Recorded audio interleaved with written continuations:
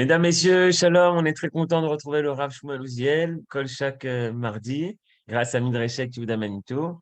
Et je crois que c'est le troisième et dernier cours sur le thème du Homer, l'exil et le retour, toujours selon les écrits de Manitou. Bechavod Arav. Erev Tov, effectivement, ça va être aujourd'hui le dernier cours. J'espère qu'on va pouvoir comme ça terminer, avoir une vue d'ensemble sur ce que Manitou pense de ce qu'est la période de l'Homère. Et ce que l'on avait vu la semaine dernière, c'était que la période de l'Homère, c'était en fait l'histoire d'Israël elle-même. Toute l'histoire d'Israël, toute l'histoire du monde, l'histoire de l'humanité, tout ça, c'est ce qu'on appelle la période de l'Homère. C'est-à-dire que ça commence par la fête de Pessah, qui fixe que nous commençons une vie d'être libre, d'être avec, qui ont un libre arbitre et qui sont capables donc de s'aventurer, on peut dire, dans la vie et de pouvoir créer ce que Manitou appelle un monde de sainteté, un monde dans lequel la morale est arrivée à son maximum. Et on a donc à la fois des périodes de joie, des périodes de tristesse durant cette période de l'Homère, parce que l'homme parfois échoue et parfois réussit.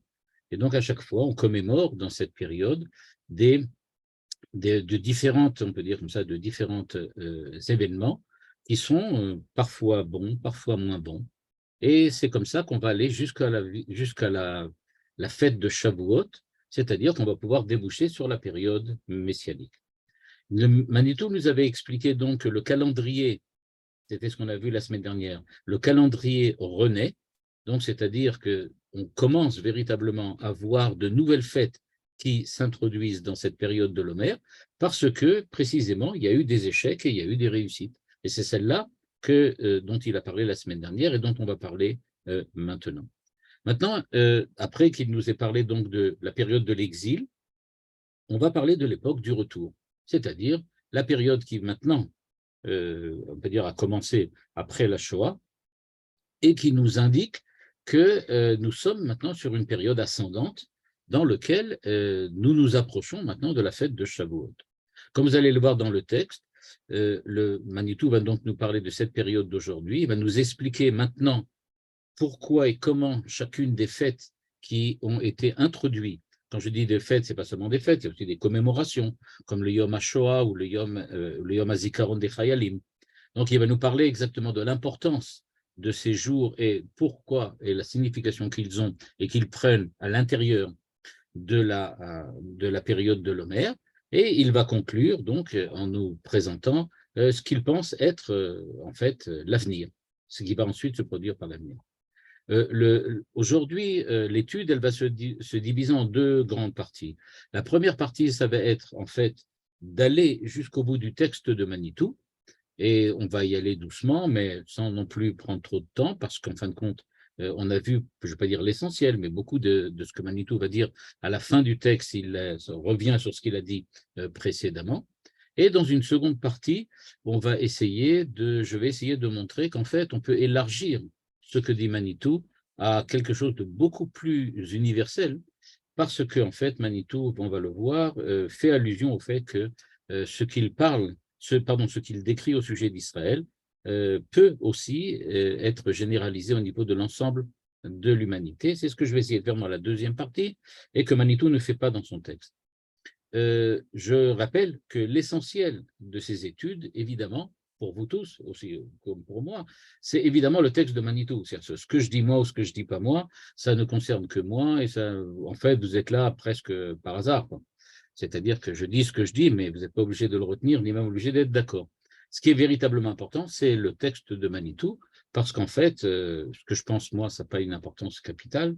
Par contre, de savoir ce que Manitou dit, ça peut effectivement apporter quelque chose de bien plus positif.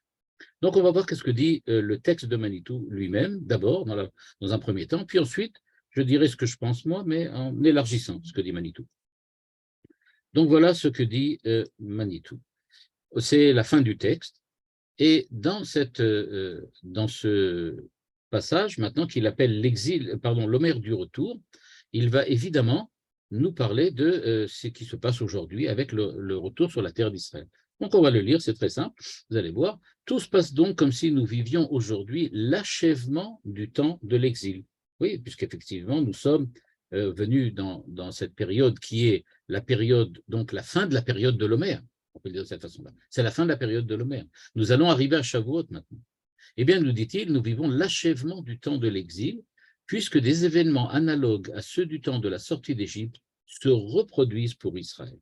Pourquoi on peut parler de l'achèvement du temps de l'exil?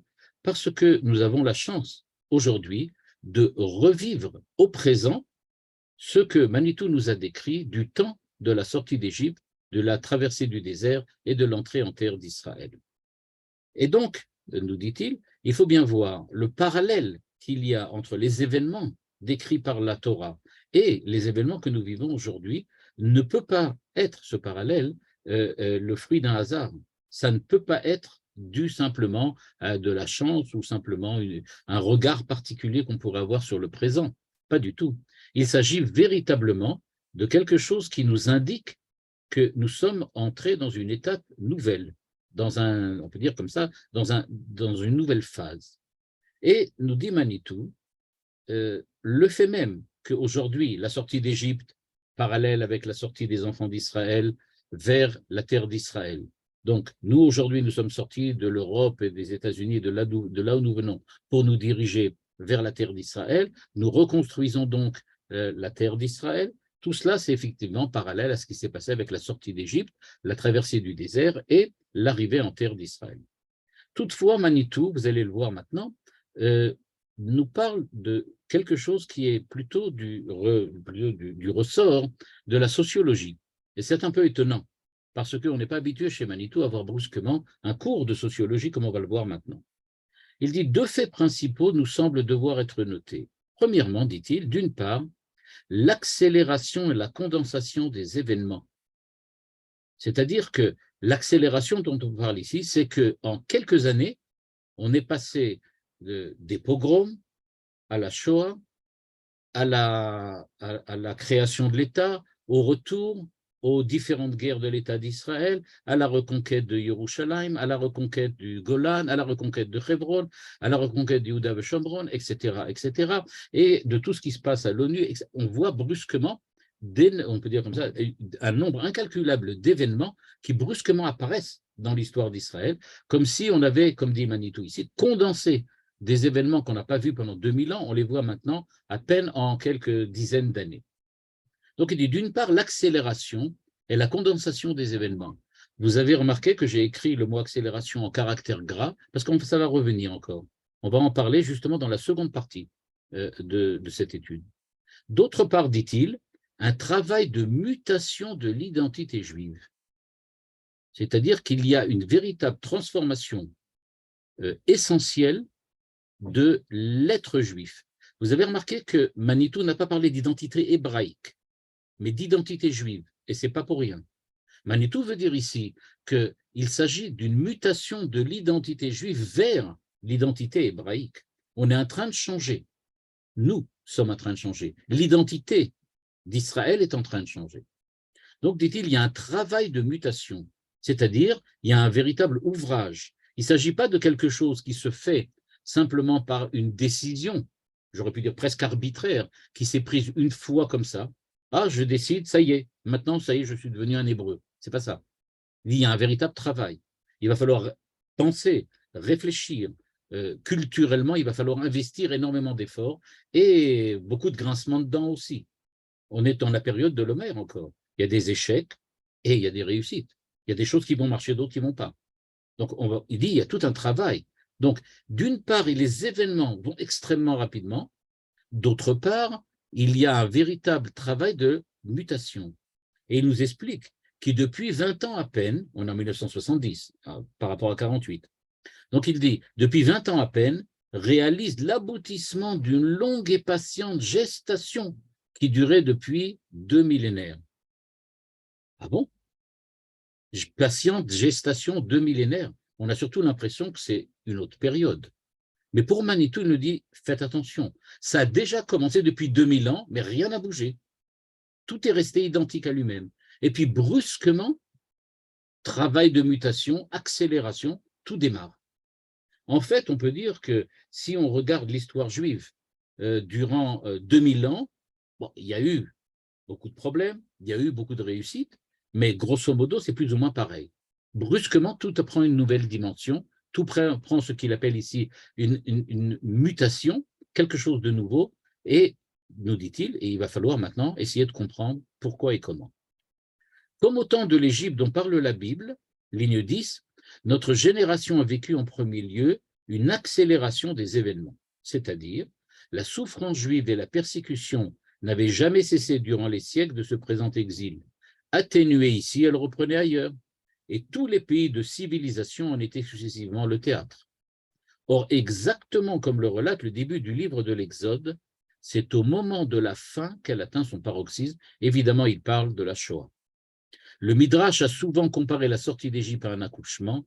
Chaque temps de l'histoire des hommes est aussi celui de l'engendrement d'Israël. Et c'est toujours la civilisation dominante du moment qui en est la matrice de gestation. À savoir, nous étions en Europe, c'est donc en Europe que tout s'est produit. Nous étions, on peut dire d'une certaine façon, les Juifs, où le judaïsme est passé aux États-Unis, eh bien c'est là-bas la matrice de gestation.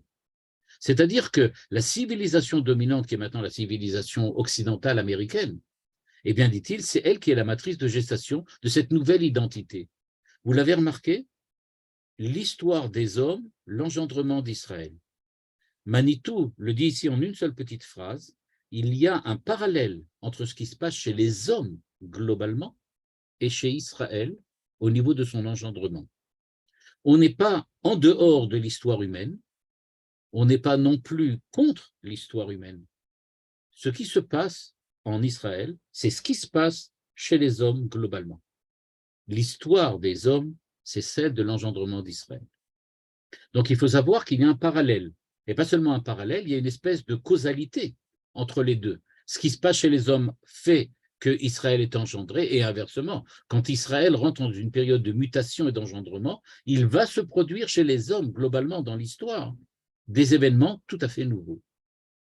Mais la civilisation dominante, c'est la matrice. C'est-à-dire que Israël va naître, va évoluer, va muer dans le cadre d'une matrice de gestation qui est toujours la civilisation dominante, dans l'Occident par exemple, aujourd'hui. Et il nous dit donc, les douleurs de l'enfantement sont toujours les plus fortes au moment même de la naissance, c'est cela que commémore le jour de la Shoah, le 27 Nissan, qui rappelle au titre de l'histoire des Juifs l'immense crise de quoi? De la civilisation occidentale au temps du nazisme.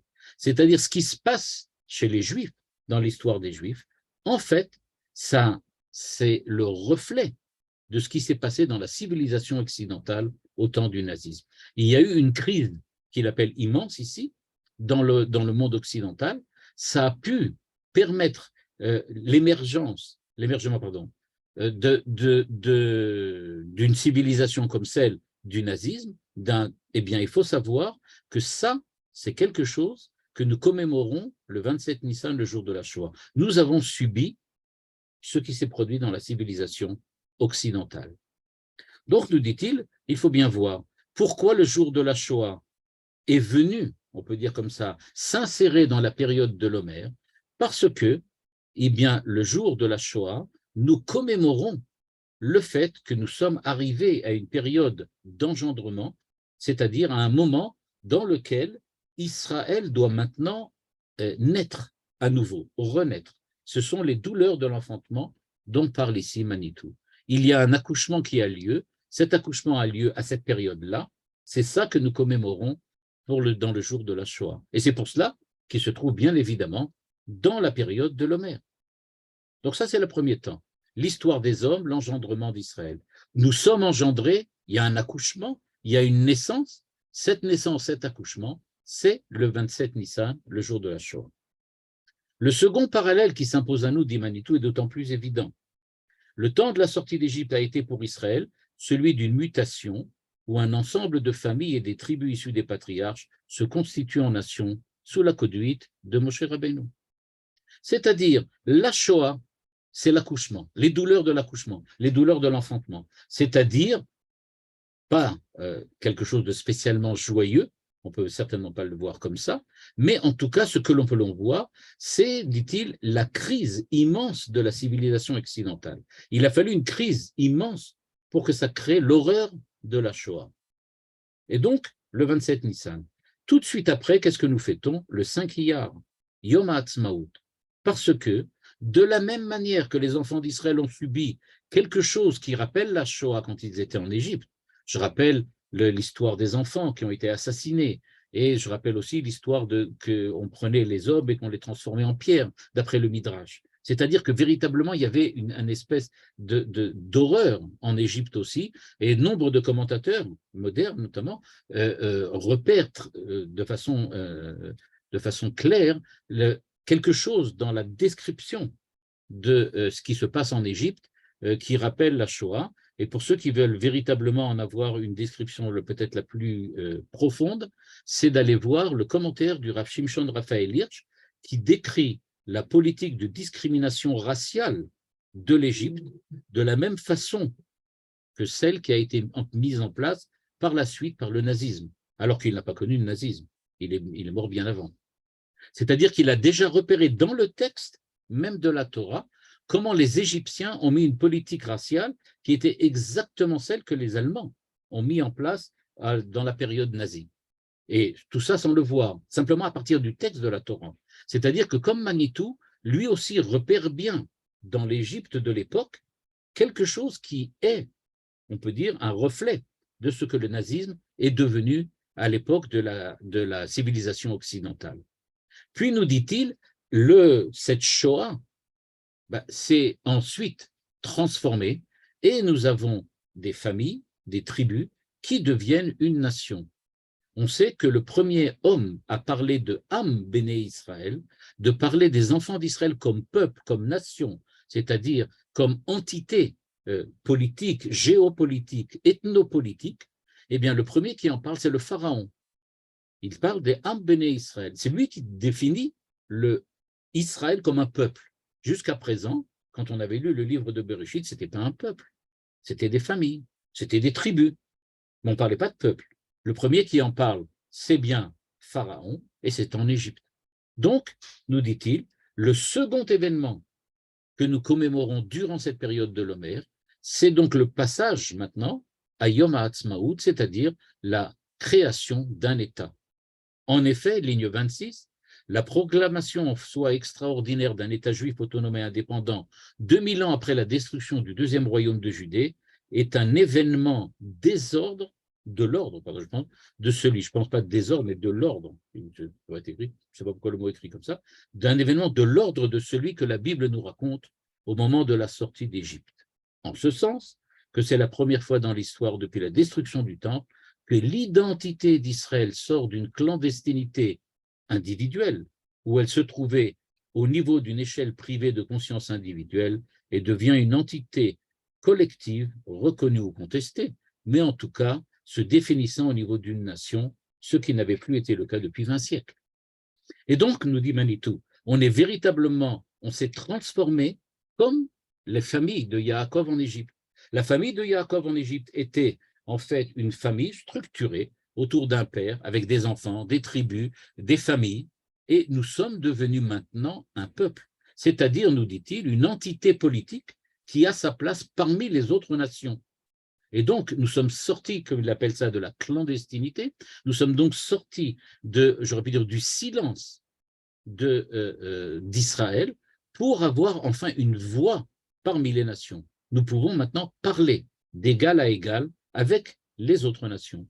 Donc, dans la période de l'Homère, on commence par Yom HaShoah, c'est-à-dire la sortie d'Égypte avec l'horreur de l'aliénation égyptienne, puis nous passons à la création d'une entité autonome, à savoir chez nous l'État d'Israël, dans la Torah, dans le Mikra, on parle effectivement de la création de Am Béné Israël, qui sort maintenant d'Égypte pour entrer dans le désert et se diriger vers la terre d'Israël. Remarque Manitou, d'autre part, pendant ces 2000 ans, l'ensemble du peuple juif se considérait comme la diaspora de l'ancien État de Judée. C'est-à-dire, durant 2000 ans, quand nous étions des Juifs en galoute, c'est-à-dire des Juifs en exil, mais en exil de quoi? Eh bien, évidemment, nous étions en exil de ce qui s'est passé au Second Temple. La destruction du Second Temple, c'est cela qui a défini le moment, le moment durant lequel nous sommes passés d'un état dans lequel nous étions sur notre terre comme un peuple, comme une nation, à un état dans lequel nous sommes devenus des individus, des tribus, les Sfaradim, les Ashkenazim, les autres, etc. C'est-à-dire nous sommes redevenus des individus, nous sommes redevenus des particuliers, et nous sommes donc diaspora, c'est-à-dire éparpillés, nous sommes les hommes éparpillés, qui se sont éparpillés à partir d'une unité primordiale qui était l'ancien État de Judée, c'est-à-dire Israël sur sa terre, en Eretz Israël, durant la période du Baït Sheni, du Second Temple. Et maintenant, nous dit-il, eh bien, aujourd'hui, il se trouve que ce n'est pas du tout ça. Si maintenant vous vous tournez vers les Juifs français, anglais, américains, peu importe, et vous leur demandez, vous êtes exilés de qui? Ils vous répondront, les diasporas juives dans son ensemble se considèrent comme diaspora de l'État juif contemporain. D'après Manitou, aujourd'hui, quand un Américain dit « je suis un homme de galoute », parce que je décide que je ne veux pas revenir en terre d'Israël, il ne définit pas sa galoute comme « je suis un homme de galoute qui est parti il y a 2000 ans en exil », mais il se définit maintenant en disant « je suis un homme de galoute parce que je ne veux pas revenir aujourd'hui sur la terre d'Israël dans le cadre de l'État juif qui a été refondé ». On n'est plus la diaspora du Second Temple, on est la diaspora de l'État d'Israël qui a été créé.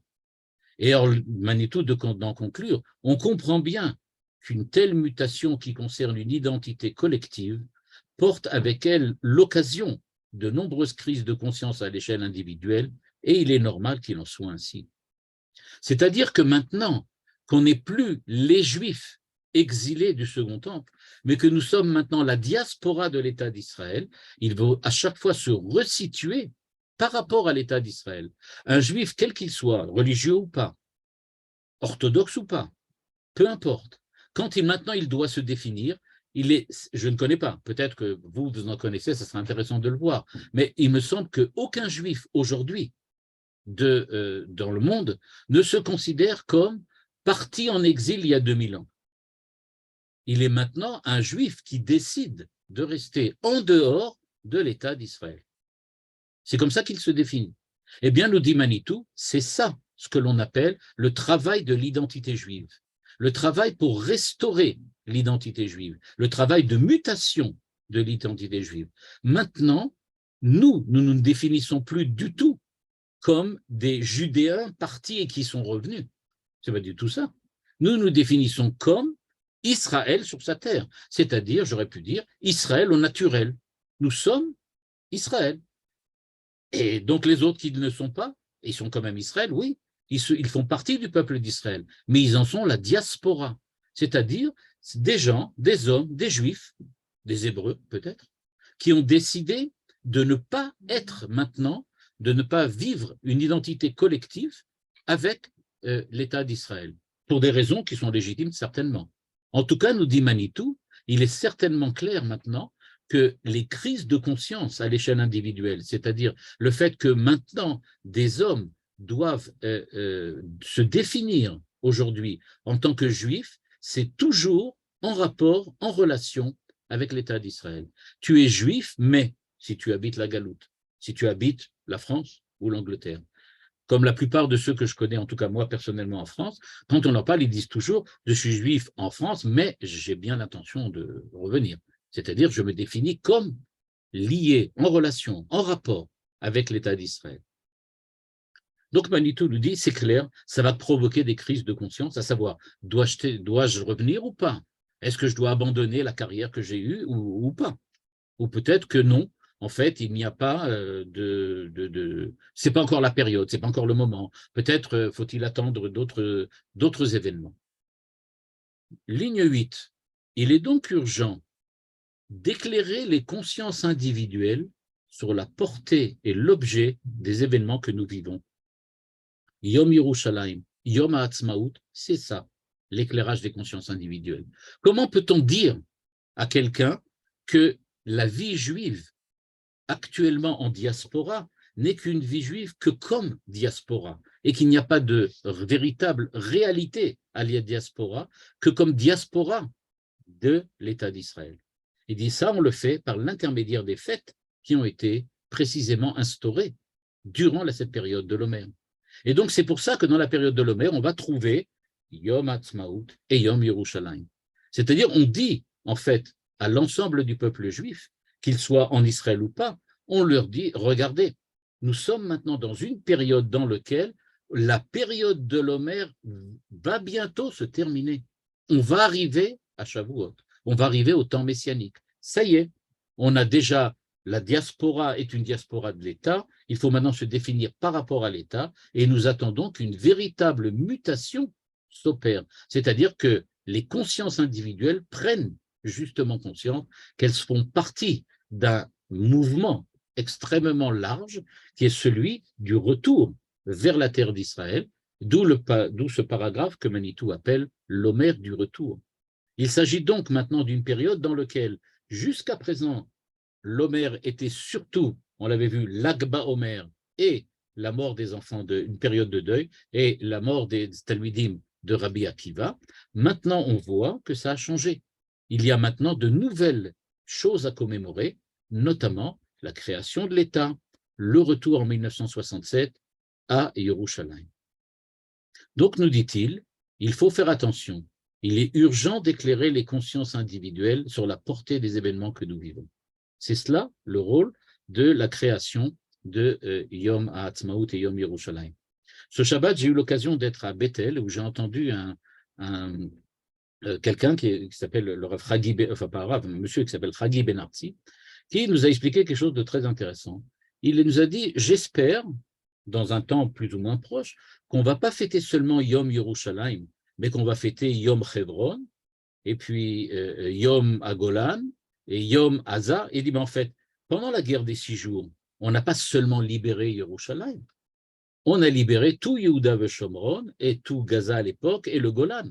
C'est-à-dire, en fait, dit-il, il faut bien comprendre, et je relis la phrase de Manitou, il faut éclairer les consciences individuelles sur l'objet et la portée des événements.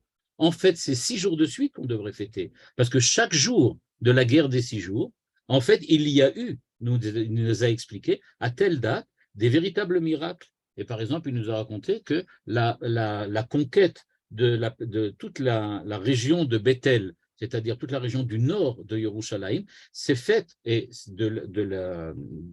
on le sait, par les mémoires des militaires et des généraux qui ont participé à la conquête de cette région. Ils racontent qu'on roulait avec les tanks.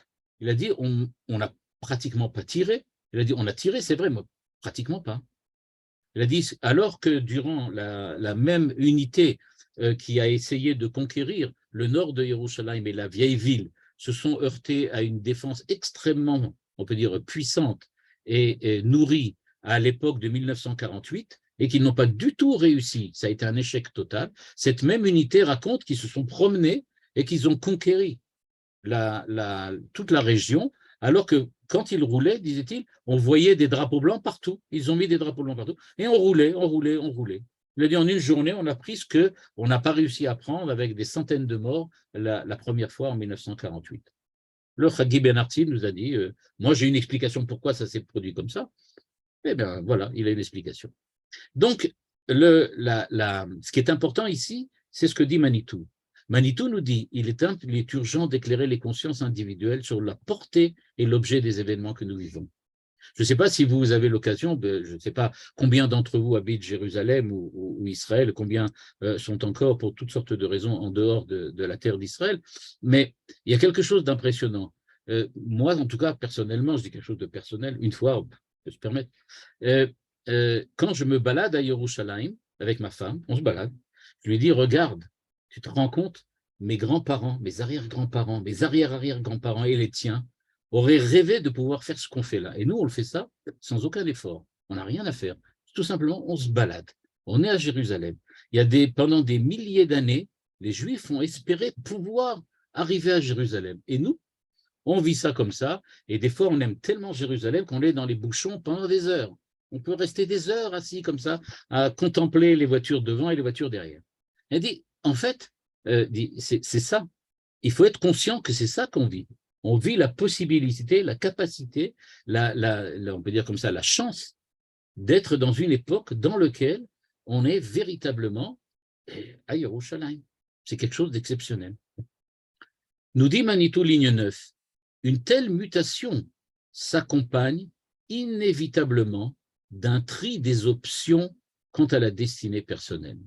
Il dit, en fait, maintenant, il n'existe pas de juif, où qu'il soit, qui ne doit pas choisir. Il va devoir maintenant choisir. Tu veux être en Israël ou tu ne veux pas? Maintenant, peut-être plus tard, peut-être dans d'autres occasions. Chacun comme il le dit ici, dans sa destinée personnelle, n'a pas toujours le choix. Et pour beaucoup d'entre nous qui vivent encore en Chutz La'aretz, ce n'est pas une question d'amour pour Chutz La'aretz, question de choix. On ne peut pas. Il n'y a pas de possibilité tout de suite. Plus tard. OK, alors plus tard. La société israélienne et la société juive en général se doivent donc de s'attacher à un travail d'élucidation de leur destin, de telle sorte que ce tri ne se fasse pas dans l'arbitraire. Et donc, il appelle à un véritable travail d'éducation. Il dit, c'est ça notre rôle. Notre rôle, c'est d'expliquer la portée et l'objet des événements que nous vivons. Nous sommes au présent et nous avons l'impression que notre présent n'est que présent. Mais non, il n'est pas que présent. En fait, il est le reflet de quelque chose qui a déjà existé. Ça s'appelait la sortie d'Égypte, ça s'appelait la période de l'Homère, et ça s'appelle la fête de Shavuot, le don de la Torah, le 6 Sivan. Il dit, en fait, toute l'histoire juive, et on l'a vu tout à l'heure, l'histoire humaine, tourne autour de cet axe-là et de ce pivot. Et donc, nous dit-il, il faut en être conscient, et c'est ça, en fait, ce qui nous permet de définir et de nous définir par rapport aux événements dans lesquels nous nous trouvons. Je rappelle que quand quelqu'un avait demandé à André Neher s'il était sûr qu'aujourd'hui c'est les temps messianiques, il avait répondu non, j'en suis pas sûr, mais j'en fais le pari. Je suis prêt à prendre ça. J'en fais le pari. Peut-être, non, mais quand même, il y a une possibilité, et cette possibilité-là, elle dit, je veux effectivement la prendre en compte, et comme le dit Manitou ici, la choisir comme une option de ma destinée personnelle. Donc, nous sommes effectivement dans une période de l'Homère. Aujourd'hui, donc en 1970, Manitou nous dit, une très ancienne tradition biblique, basée sur le verset 18, etc. de l'Exode, rapporte que les enfants d'Israël étaient armés quand ils sont sortis d'Égypte. Le Midrash dit qu'il ne faut pas lire ça Chamushim armés, mais il faut le lire Chamishim, c'est-à-dire 1/5 du peuple hébreu est sorti de l'exil d'Égypte. En fait, les 4/5, c'est-à-dire 80%, donc, du peuple, est resté en Égypte. Il est frappant d'observer que de nos jours, la proportion des Juifs ayant réalisé la montée en Israël est très analogue à l'époque. À l'époque, il y avait 20% du peuple juif qui effectivement était monté en Israël. On parle en 1970. Aujourd'hui, ce n'est pas un chidouche que je vais vous dire maintenant, mais peut-être vous ne le savez pas, le nombre de Juifs en Israël par rapport à l'ensemble des Juifs dans le monde s'approche des 50% ou peut-être l'a même déjà dépassé. C'est-à-dire que la majorité, ou presque, du peuple juif est actuellement sur sa terre, en terre d'Israël. Et petite parenthèse, pour ceux qui sont au courant, ou pour ceux qui aiment ce genre de choses, ça provoque, ou ça ne va pas tarder à provoquer, des problèmes de halakha très compliqués. Parce que si la majorité du peuple juif est sur sa terre, eh bien, on doit faire Shemitah, d'après la Torah. C'est plus du tout Shemitah des Rabbanan, mais c'est Shemitah Minatora. On doit faire le Yovel, on doit revenir aux lois du Yovel, etc., etc. C'est-à-dire qu'on va redevoir rentrer, c'est-à-dire du point de vue de la halakha, dans une autre dimension. La dimension dont justement Manitou nous parle, à de savoir que nous sommes dans une période dans laquelle nous allons peut-être maintenant avoir à réaliser la Torah telle qu'elle est écrite, avec toutes les difficultés que ça provoque quand il va falloir maintenant s'adapter à la Torah dans un monde qui est différent, en tout cas du point de vue économique, sociologique, géographique, que celui qui est du temps de Moshe Rabbeinu. Nous vivons donc, ligne 18, une étape périlleuse du temps de tri au niveau de l'identité juive. Et tout se passe comme si la période du Homère aujourd'hui attend encore son jour de Shavuot. On est en 1970, donc il attend. Je rappelle que 3 ans plus tard va éclater la guerre de Kippour avec toutes les transformations et les mutations d'identité qu'on connaît jusqu'à aujourd'hui. Et l'on peut raisonnablement espérer qu'il se rapproche, le jour de Shavuot, car la pression des événements se fait de plus en plus paroxysmale, très beau mot, et la réaction du peuple juif va irréversiblement vers l'accomplissement du récit. C'est-à-dire qu'on va arriver à sortir d'Égypte, traverser le désert et rentrer en terre d'Israël, c'est-à-dire que l'époque messianique va irréversiblement se produire. Donc, comme vous le remarquez, Manitou termine donc son texte avec l'espoir que nous allons réussir véritablement à traverser cette période de l'Homère, cette période de l'Homère historique, j'aurais pu dire même universelle, et que nous allons réussir de cette façon-là à produire l'histoire que Dieu nous attend de voir produire. Comme vous l'avez remarqué dans ce texte, Manitou nous a bien expliqué et explicité ce que représente Yom Yerushalayim, Yom HaAtzmaut, et dans le cadre, on peut dire donc, de l'histoire d'Israël et l'histoire humaine globalement, quoique il n'a pas trop insisté sur l'histoire humaine, c'est ce que je vais essayer de faire maintenant, c'est-à-dire de montrer qu'en fait, il me semble qu'il y a quelque chose d'inscrit dans le texte de Manitou qui appelle à commentaire, et peut-être plus qu'à commentaire. Comme vous l'avez remarqué, je viens d'enlever le texte, c'est un peu dommage, mais enfin bon, vous me croirez sur parole, il a parlé de l'accélération des événements. Je ne sais pas si vous vous rappelez. Il a parlé de l'accélération des événements, et il a parlé aussi des mutations, le travail de mutation de l'identité.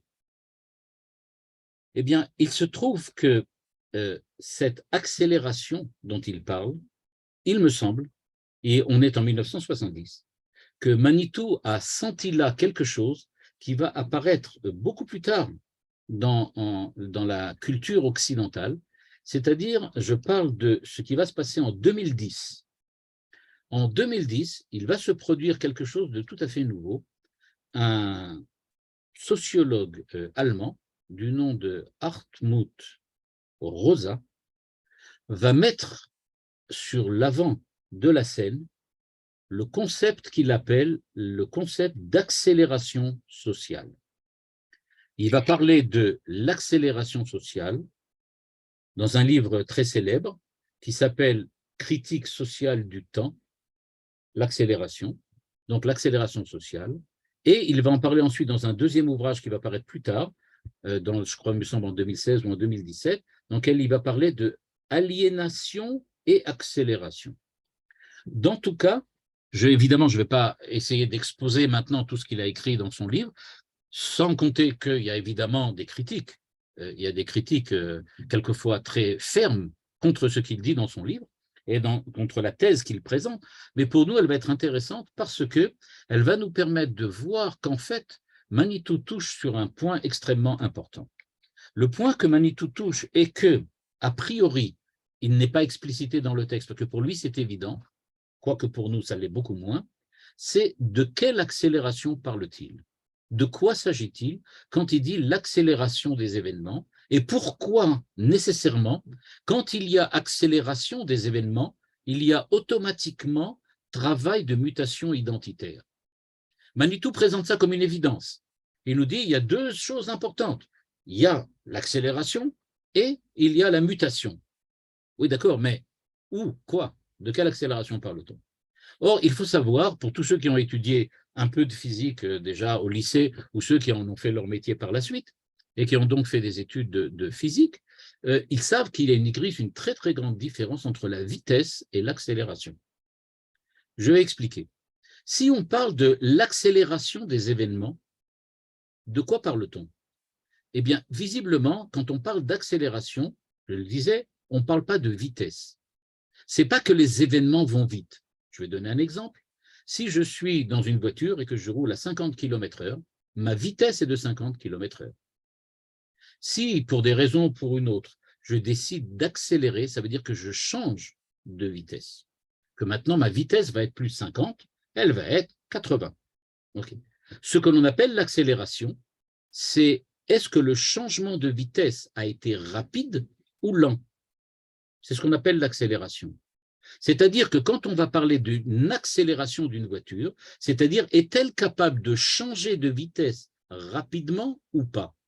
Il ne s'agit pas ici de définir la vitesse, mais il s'agit ici de définir la vitesse de la vitesse. Combien la vitesse change? Est-ce qu'elle change vite ou elle ne change pas? Eh bien, quand Manitou nous parle de l'accélération des événements, il ne nous dit pas qu'il y a des événements et puis il y a de nouveaux événements. Ce qu'il veut nous dire, c'est qu'il y a accélération, c'est-à-dire que le changement des événements est rapide. Ce que l'on est en train de définir maintenant, ce n'est pas de dire qu'il y a un événement A qui a suivi un événement B et que l'événement A était tel et que l'événement B était tel. Non, on est en train de dire que le passage de A à B, de B à C, se fait beaucoup plus rapidement qu'auparavant.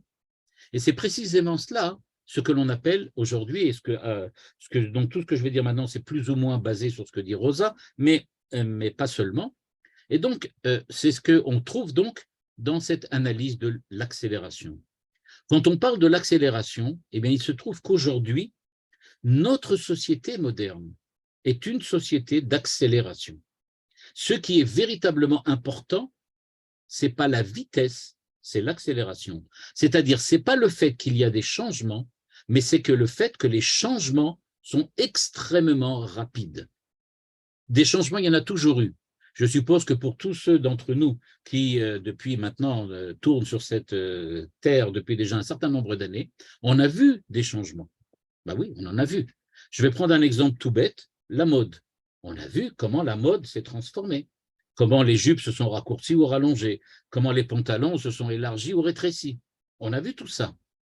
Mais ce qui est important aujourd'hui, c'est l'accélération. C'est le fait que la mode change très, très rapidement tout le temps. Ce n'est pas le fait que maintenant les jupes sont longues ou que les jupes sont courtes. C'est que le passage entre la jupe longue et la jupe courte est extrêmement court. Ça va très, très vite entre les deux. La vitesse du changement est très importante. Et il y a véritablement trois grands points dans lesquels on peut parler de changement. Il y a une accélération, on peut dire. La première accélération, qui est extrêmement importante, parce qu'elle va nous expliquer ce qui se passe aussi au niveau d'Israël, c'est ce qu'on appelle évidemment l'accélération technique ou l'innovation technique. Les transports, les communications. C'est-à-dire que ce qui fait véritablement les premières transformations ou la première accélération, c'est le fait que l'espace est devenu plus petit. Que, en fait, les hommes, les transports, la communication, les biotechnologies, tout ça, ça accélère tout le temps. On rétrécit l'espace. L'espace est devenu beaucoup plus petit. Et donc maintenant, à cause de cela, on a maintenant des différences au niveau de notre comportement. De la même manière, une deuxième forme d'accélération, c'est pas seulement l'innovation technique, on pourrait dire, qui est maintenant, prenez par exemple, jusqu'au 19e siècle, bien, l'électricité n'existait pas, brusquement elle apparaît, mais quand l'électricité apparaît, eh bien, peu de temps après, c'est-à-dire quelques dizaines d'années plus tard, apparaît l'électronique, puis la microélectronique, puis l'informatique, et tout ça, ça apparaît, les changements ont lieu à des vitesses folles. Rappelez-vous encore le téléphone à cadran que vous aviez il n'y a pas si longtemps que ça. Et pourtant, ça a disparu. Aujourd'hui, vous donnez à un enfant un téléphone à cadran, il ne sait pas l'utiliser, il ne sait même pas comment ça marche. Mais pourtant, nous, c'était le Aleph-Bet, c'était le B.A.B.A. C'était comme ça que ça fonctionnait. Tout ça a changé avec des vitesses phénoménales. Donc, il dit le premier aspect, donc, c'est le fait qu'il y a eu des changements techniques et que là-bas, l'accélération est très, très grande. Je rappelle que tous les ans, il y a des gens qui courent après le nouveau téléphone, qui est différent que le téléphone de l'année dernière. C'est-à-dire que l'accélération, c'est que entre le téléphone à cadran et le téléphone portable, il a fallu quand même attendre plusieurs dizaines d'années. Aujourd'hui, entre un téléphone qui serait un téléphone, je ne sais pas moi, tel qu'on l'avait il y a 10 ans à peu près, et celui d'aujourd'hui, il a fallu à peine 10 ans pour changer complètement ce que l'on fait avec un téléphone. Aujourd'hui, il y a Internet, et pas seulement qu'il y a Internet, on résout nos problèmes de santé, d'impôts, etc. Tout ça avec le téléphone, alors qu'il y a 10 ans, personne n'aurait même imaginé que ça soit possible. La deuxième chose qui s'est produite aussi, qui est extrêmement importante, et dont c'est une accélération dont Manitou parle, donc, puisqu'il nous parle effectivement de l'accélération des événements, il nous parle en fait, de l'accélération du changement social. Ça, c'est déjà un peu plus original, parce qu'en fait, ça veut dire qu'on change très rapidement d'habitude, de mode. Je ne sais pas si vous remarquez. Ça veut dire que maintenant, aussi bien dans la politique, l'art, la science, les relations, la vie, l'éthique, tout ce que vous voulez, on assiste maintenant à une véritable innovation culturelle et sociale, mais tout le temps, ça change tout le temps. On passe de culture de mode à des choses nouvelles. Quelqu'un m'écrit à nécessité de ralentir. Comment? C'est ça la question. Est-ce qu'on peut ralentir? C'est même pas sûr. Est-ce qu'on peut? On peut se poser la question. On se pose la question aujourd'hui. Est-il possible véritablement de ralentir? Et comme peut-être on peut le faire remarquer, il y a certains qui disent, bon, ben, puisque ça change tellement vite, arrêtons tout. On arrête tout. Notamment dans les milieux ultra-orthodoxes et charédim, c'est ce qu'on essaye de faire. On dit, OK, on va tout arrêter, ça ne fonctionne plus maintenant. La famille se dissout, etc. On m'en parlait tout de suite. Tout est en train maintenant de changer à très grande vitesse. On pourrait arrêter tout ça. Ce n'est pas sûr que ce soit possible. En tout cas, c'est le fait que maintenant, on accélère, on peut dire comme ça, il y a des innovations culturelles qui changent tout le temps. C'est-à-dire que le rythme de changement culturel est supérieur à celui de la succession des générations. C'est-à-dire que notre génération subit des changements culturels durant cette génération-là. Avant, on pouvait espérer que ce qui allait se produire de nouveau, ça sera dans une génération, 2 générations. Aujourd'hui, dans notre génération même, il y a déjà plusieurs changements.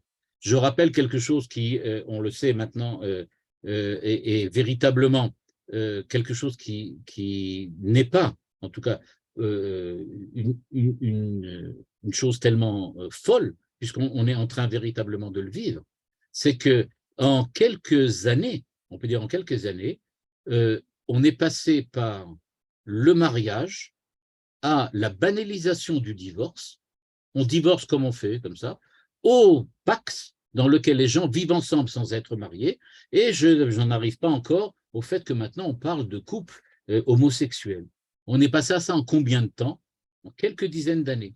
Imaginez quand vous êtes en train de regarder cela et que vous êtes en train de le comparer à ce qu'il y a depuis 2000 ans. En 2000 ans, presque aucun changement. En quelques dizaines d'années, on est passé du mariage tel que nous le connaissons, le mariage classique, maintenant au mariage homosexuel. Des choses qui sont complètement, j'aurais pu dire, complètement nouvelles. Dans ce même cadre, il y a encore d'autres choses qui se sont produites. Par exemple, il y a ce qu'on appelle maintenant une troisième dimension, et que vous allez voir qui est en rapport avec ce dont parle Manitou dans son texte. Il parle, c'est la troisième dimension, c'est une des dimensions de Rosa, il parle du rythme de vie. C'est-à-dire qu'il y a de plus en plus de moments expérimentaux, fondamentaux, par unité de temps. C'est-à-dire, on va dire ça comme ça, on a une espèce de raccourcissement, ou bien le terme que Manitou utilise, une densification d'événements. C'est-à-dire que nous vivons une période dans laquelle il y a véritablement un manque de temps. On manque de temps, pourquoi? On n'a pas le temps de s'adapter à de nouvelles situations, que de situations nouvelles apparaissent déjà. C'est ce que Manitou appelle la densification des événements. Il nous a parlé tout à l'heure, donc il nous a dit, il y a une accélération et une densification. Il parle donc de cette troisième dimension qu'on appelle celle du rythme de vie. Eh bien, quand on regarde dans ce que Manitou a écrit, on se rend compte donc qu'est-ce que c'est que cette période, on peut dire, d'intensification des événements? Eh bien, c'est quelque chose qui, subjectivement, va faire que nous devons réagir avec un sentiment d'urgence. D'où ce que Manitou a appelé dans son texte le fait qu'on va demander aux hommes de faire un tri au niveau de leur destinée personnelle. Aujourd'hui, il y a un vrai stress, il y a une véritable pression qui produit sur chacun d'entre nous, et surtout les Juifs les Juifs de la diaspora, comme sur les Juifs d'Israël. On ne sait pas exactement si on va arriver à suivre le rythme des changements et des transformations. C'est ça le problème. Et aussi étonnant que ça paraisse, on est dans une situation dans laquelle l'accélération technique, dont on a parlé tout à l'heure, nous offre précisément une autonomie encore plus grande. Maintenant, nous avons des voitures, des avions, on peut se déplacer facilement, on a des moyens de communication beaucoup plus grands, on peut acheter de loin, on n'est pas obligé de se déplacer, mais on a une pénurie de temps. On manque de temps. Pourquoi on manque de temps? Parce que les événements vont plus vite que ce que nous avons le temps de nous y adapter. Et donc, le fait que nous allons plus vite provoque que le temps est plus court, aussi paradoxal que ça paraisse. D'un certain point de vue, on peut donc dire que ce qui va se passer, c'est que dans un cas pareil, quand on est dépassé par les événements, c'est ce que le Manitou nous décrit, et qu'on doit opérer des tris du point de vue de notre identité personnelle, eh bien, on va se trouver dans une situation dans laquelle, la plupart du temps, on va plutôt se tourner vers des activités qui sont à court terme. Parce que quand on essaye de voir loin, on a l'impression qu'on perd son temps. Parce que les choses sont tellement vite, à quoi ça sert de penser tellement loin? Résous le problème que tu as à résoudre maintenant. C'est pour ça que ce que Rosa remarque du point de vue des recherches qui ont été faites dans le monde académique, que en fait, les activités des hommes aujourd'hui sont en général se rétrécissent et sont surtout une recherche de satisfaction à court terme. À court terme. Et on délaisse tout ce qui est investissement à long terme. C'est-à-dire, on donne la prépondérance au divertissement et on laisse tomber la pensée, l'écriture, l'art, etc., etc. Et donc, ce que nous dit Manitou, à la fin de son texte, que maintenant je vais vous remonter, vous allez voir qu'en fait, Manitou nous dit, il y a peut-être une réponse à cette décélération, à cette accélération, c'est d'opérer une décélération. Et quelle est la décélération que Manitou nous propose? Vous l'avez maintenant devant vous, je relis ici. Vous voyez, il dit ici, nous vivons donc une étape périlleuse du temps de tri au niveau de l'identité juive. C'est ce dont je parlais. Donc c'est vrai, on a véritablement une période périlleuse parce que précisément, tout va beaucoup plus vite. Mais quand il en parle ici, regardez bien, il nous dit la chose suivante, pardon, je retrouve ici, il dit voilà, il y a l'accélération et la condensation des événements dont je viens de vous parler, le travail de la mutation. Et alors, quelle est la réponse? Eh bien, nous dit-il, la réponse, c'est l'éducation. C'est ce qu'il dit à la fin de son texte, quand il dit, comment peut-on faire? Eh bien, il dit au contraire, maintenant, il dit, il faut enseigner, montrer aux gens. C'est ce qu'on avait lu. Il est donc urgent, ligne 8, d'éclairer les consciences individuelles sur la portée et l'objet des événements, parce que eux, maintenant, du fait de l'accélération, ils regardent les choses à court terme. Et ils oublient de regarder l'image globale, l'image générale. Et donc, il dit, une telle mutation s'accompagne évidemment d'un tri des options. Et donc, nous dit-il, il faut s'attacher à un travail d'élucidation du destin. Parce que sinon, on va tomber dans l'arbitraire. L'arbitraire étant, eh bien, je prends quelque chose à court terme. Je prends quelque chose qui me résout mon problème tout de suite. Mais je ne pense pas globalement aux choses. Donc, la question que quelqu'un avait posée, alors est-ce qu'on peut décélérer? Non. Mais on peut très certainement, et c'est ce que la Torah fait, et ce que Manitou propose, essayer par l'éducation de comprendre quelle est la valeur globale du monde dans lequel nous vivons, et c'est par cela qu'on pourra essayer de comprendre et dépasser ces tentations de vivre au jour le jour, c'est-à-dire de ne pas arriver à être sûr qu'on va pouvoir s'attraper véritablement au rythme des événements et au rythme de la densité des événements. Donc, pour résumer, ce que Manitou nous décrit au niveau d'Israël, il s'avère en fait que c'est quelque chose de global au niveau de la société en général. C'est toute la société qui est rentrée dans un système dans lequel il y a accélération et densité des événements, et évidemment, en corrélat de ça, eh bien, il y a la recherche de l'identité et la mutation d'identité et le travail de mutation. C'est ce travail de mutation que Manitou essaye de faire dans son enseignement, globalement, et notamment dans les articles qu'il a écrits. Il me semble que si il y a encore une solution possible, ça sera effectivement, comme le dit Manitou, en ayant la possibilité de savoir prendre du recul pour voir globalement ce qui se passe. Mais on ne peut pas arrêter l'accélération, parce que la société fonctionne maintenant dans un état accéléré qui ne permet pas de revenir en arrière. On ne peut pas arrêter l'accélération technique. On peut faire ce qu'on veut, Internet est là et ça continuera à être là et ça ne fera que augmenter. On peut mettre tel téléphone qui soit cachère, super cachère, hyper cachère, peu importe. Il sera toujours dans un monde dans lequel les choses vont évoluer et inversement, et parallèlement au niveau de la société, au niveau des consciences, on ne peut pas changer le fait que c'est un travail qu'il y a une situation d'accélération. Et il me semble que c'est ça les temps messianiques.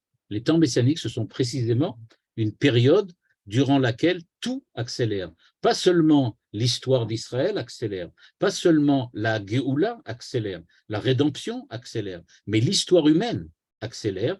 Et le fait même que tout s'accélère maintenant et qu'un sociologue comme Rosa a découvert que, en fait, notre société est sous-tendue par une accélération permanente, c'est peut-être ça aussi un signe des temps messianiques, c'est-à-dire que même dans le monde global, général, universel, on se rend compte que les choses accélèrent. Vakasha. Oui, je voulais vous demander, j'ai pas bien compris comment peut-on éclairer les consciences individuelles au niveau, selon Manitou, il mentionne l'éducation, par exemple. Voilà. Eh bien, par exemple, tout simplement, et ce qu'il a fait lui dans cet article, c'est de montrer que la période de l'Homère, c'est une période d'échec, une période de réussite, et que les échecs et les réussites qui sont décrites et commémorées durant la période de l'Homère, c'est en fait l'histoire humaine, c'est-à-dire de montrer aux hommes, c'est ça l'éducation, que ce que vous faites aujourd'hui, ce qui se passe aujourd'hui, n'est pas déconnecté de l'ensemble de l'histoire. Vous êtes une partie de l'histoire et il y a des transformations qui sont nécessaires, parfois en bien, parfois en moins bien, mais ça racole. Globalement, il y a une évolution vers le jour de Shavuot. C'est ce qu'il veut dire. C'est d'avoir une vision globale des choses et pas simplement réagir au coup à coup. Je vois mieux. Toda Rabba, merci. Bonsoir, je voulais savoir, des événements se passent pendant la période de l'Homère, en particulier la Shoah, qui a été fixée au 27 Nissan. Pourquoi elle a été fixée au 27 Nissan? La Shoah, elle a duré 35 ans. Ça, je ne sais pas exactement historiquement pourquoi ils ont choisi le 27 Sivan, je ne sais pas. Moi, personnellement, je ne sais pas, mais c'est un fait. Il y avait une raison pour laquelle ils le font. Je crois que c'était la libération peut-être des camps, je ne sais plus exactement. Il y a quelque chose, je ne sais pas exactement. Pourquoi ils ont choisi cette date-là? Mais il y avait une raison, quelqu'un une fois l'a expliqué, mais j'ai oublié. La révolte. La libération du camp d'Auschwitz. Ah, c'était Auschwitz, c'est ce que je pensais. Ok, voilà. merci. Il me semblait que c'était la libération des camps. Oui. Voilà. Toda Rabba. Mais non, c'est pas ça. Si, on parle de Yom HaShoah, c'est lié à la révolte du ghetto de Varsovie. Non. Oui. Non. Okay. Ça. Bon, moi, il me semblait me rappeler aussi que c'était la libération des camps, mais bon, peut-être. Oui, libération d'Auschwitz. Ça me revient. C'est pas ça. Ok, d'autres questions? Oui, bonsoir tout le monde. Bonsoir. J'ai eu des soucis pour me connecter pour le cours du Rav Fison